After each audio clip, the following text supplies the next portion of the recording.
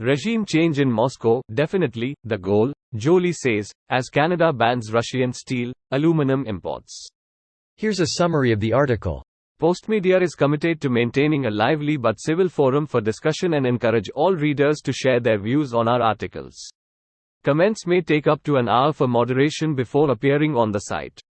We ask you to keep your comments relevant and respectful. We have enabled email notifications. You will now receive an email if you receive a reply to your comment. There is an update to a comment thread you follow or if a user you follow comments.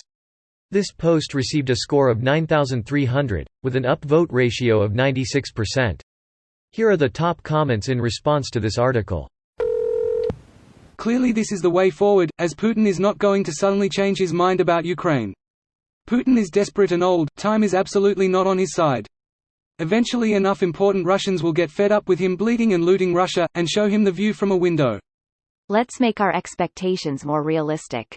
Because Reddit has been saying and wishing for a bunch of things that have yet to become a reality.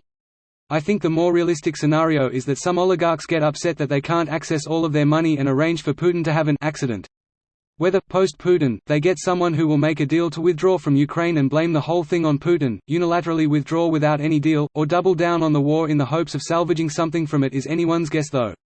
Greater than some oligarchs get upset that they can't access all of their money and arrange for Putin to have an accident. The problem is every time one of them has that thought, they fall out a window. One falling from his yacht into the ocean was rare. This feels like a Tenet reference. I remember that scene. Regime change isn't just about good foreign policy. Putin is driving the alt-right and extremist domestic political parties all over the world. If he goes, there will be a giant sigh of relief as the world's most successful stealth provocateur disappears. Getting rid of Putin is a matter of domestic national security for the US, Europe and most of the developing world.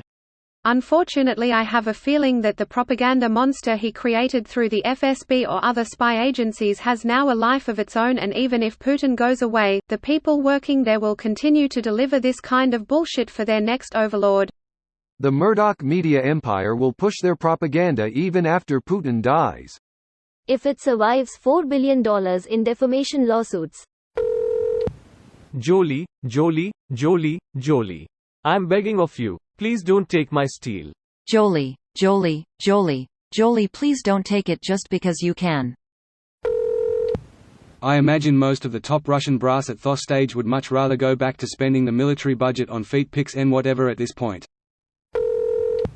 The one thing Putin and the West agree on is that regime change is very likely.